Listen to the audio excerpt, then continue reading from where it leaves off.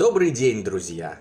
Надеюсь, все посмотрели и послушали нашу предыдущую лекцию и получили еще один кусочек целой картины устройства жизни после жизни и потустороннего мира, куда все мы уходим, когда истекает срок годности наших биологических скафандров.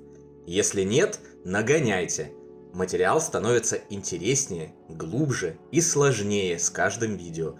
Мы погружаемся в потустороннее знание, и не обладая предыдущими кусочками пазла, вам может стать затруднительно понимать то, о чем пойдет речь далее. Ну а пока переходим к теме сегодняшнего выпуска.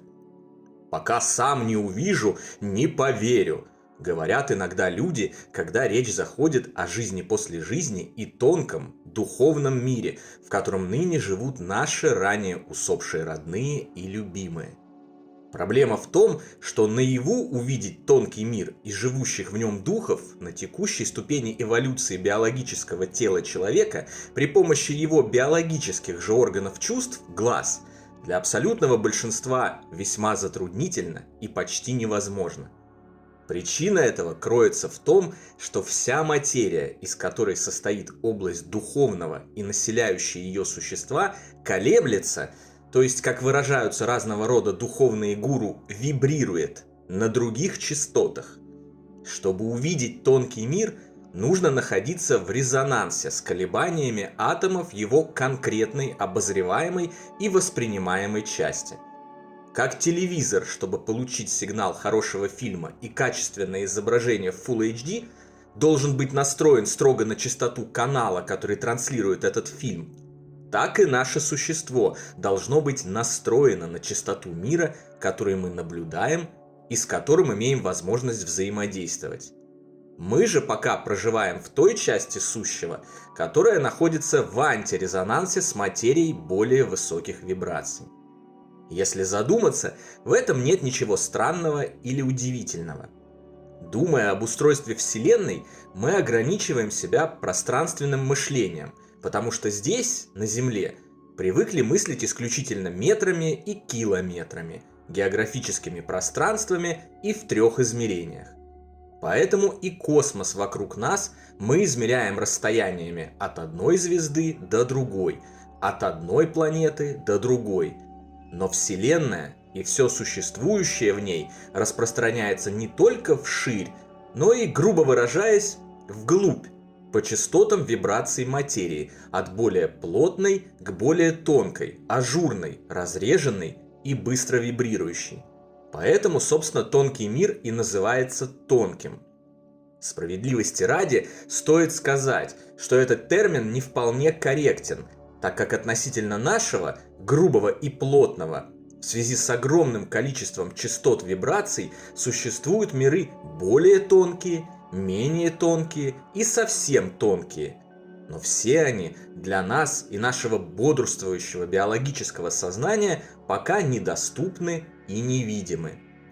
Как бы там ни было, согласитесь, нет ничего сложного в том, чтобы немного напрячь разум и представить большее количество измерений, чем 3.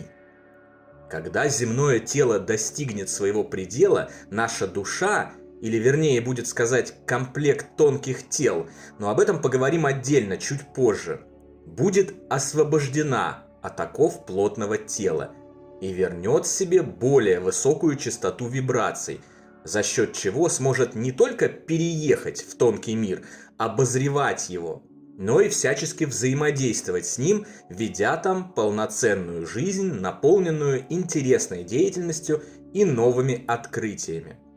Пока же нужно осознать, что не всю информацию о мироздании можно получить при помощи грубых и ограниченных органов чувств человеческого тела – глаз, ушей, носа, вкусовых сосочков и нервных окончаний. Мы не видим бактерий своими глазами, но это ни капли не мешает им существовать и даже образовывать свою собственную вселенную с целым набором правил и законов, не свойственных миру человека.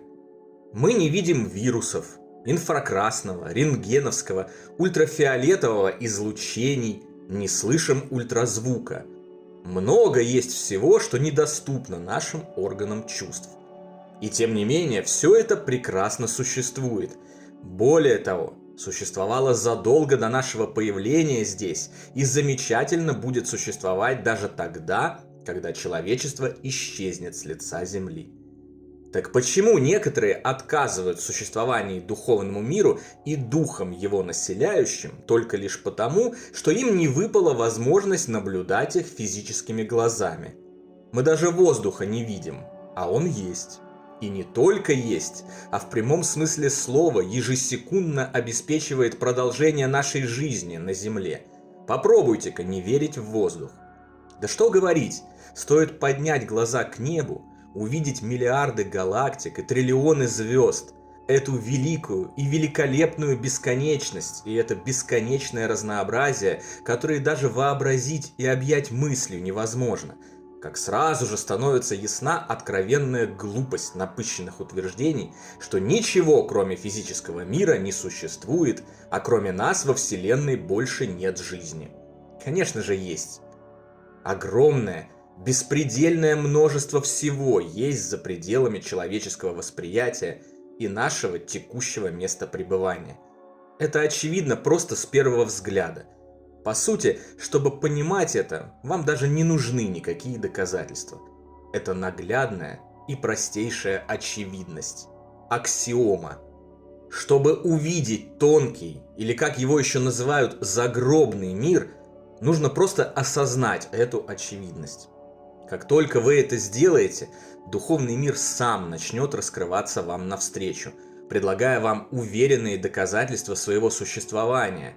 И наблюдая за его удивительными знаками, сигналами и посланиями, вы обязательно получите уверенность в его существовании, пока другие продолжат носиться с наглухо закрытыми глазами и набившими оскомину бреднями вроде «Не говорите о жизни после смерти, никто оттуда еще не вернулся и ничего не рассказал». Больше 150 лет назад жил и работал удивительный человек – Алан Кардек, французский философ, педагог и исследователь психических явлений, один из основоположников спиритизма в том виде, в котором мы его знаем сегодня. Уже тогда он научился связываться с умершими и получать от них информацию об устройстве тонкого мира и законах, определяющих его существование. Он задал духам тысячи вопросов, на которые получил ответы и изложил их в своих трудах «Книга духов» и «Книга медиумов». С тех пор прошло много времени, а изложенная Кардеком информация удивительным образом согласуется с исследованиями, проводившимися после него, вплоть до наших дней. Самое поразительное, с чем сталкивается любой, кто обладает достаточно открытым к чему-то новому умом, решивший сам разобраться с вопросом существования потустороннего мира, это удивительные совпадения информации, которую передают духи с той стороны и разными способами получают живущие.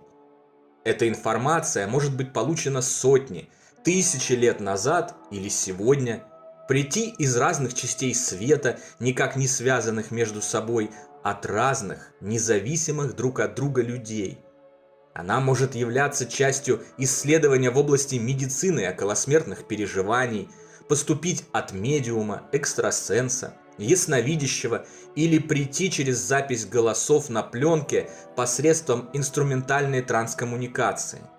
И каждый раз в любом более-менее качественном исследовании такая информация показывает согласованность с общим массивом данных, накопленных человечеством за время изучения смерти и посмертного существования личности. Такие множественные совпадения являются исчерпывающим доказательством факта. Тонкий мир – это не сказка, а реальность. Реальность, существующая независимо от того, видим мы ее биологическими глазами или нет. Тонкий мир существует, хотите вы этого или нет, верите вы в это или нет. Рано или поздно, медленно, но верно, все придут к знанию об этом, что в свою очередь полностью изменит планету, вырвет наконец ее из лап материализма и насаждаемых им эгоизма, жестокости, насилия и войн. Но самое главное, Дело ведь вовсе не в вере. В конце концов, нет никакой разницы, когда вы поверите в тонкий мир и убедитесь в его существовании. Сегодня или через 10 лет. Дело в том, что это нужно сделать, чтобы открыть себя критически важным знаниям о природе нашего огромного и удивительного мира, которые помогут очиститься от злобы, обид, страхов, тревог и наполнят любовью, радостью и счастьем вашу жизнь еще здесь, на земле. А затем, когда придет час, обеспечат спокойный и легкий переход через перемену, называемую смертью, с последующим размещением в прекрасных, райских духовных сферах для воссоединения с родными и любимыми и продолжения интересной и деятельной жизни вместо того, чтобы по незнанию и невежеству оказаться в мрачных местах, наполненных злобными духами, печалью и страданиями, и скитаться в них до скончания времен. Вот почему тонкий, духовный или так называемый загробный мир не только можно увидеть и почувствовать, но и очень желательно это сделать, проживая еще на земном уровне мироздания. И мы непременно поможем вам в этом, дабы установить режим спокойствия, радости, любви, благих устремлений и деятельной невозмутимости в вашей душе на всю предстоящую вам вечность. На сегодня все. До новой встречи послезавтра, дорогие друзья. А до тех пор не забудьте посмотреть другие видео на нашем канале, чтобы получить больше знаний о потустороннем мире и твердую уверенность в его существовании и открытости для каждого из нас. Всего вам и вашим близким самого лучшего, прекрасного и замечательного.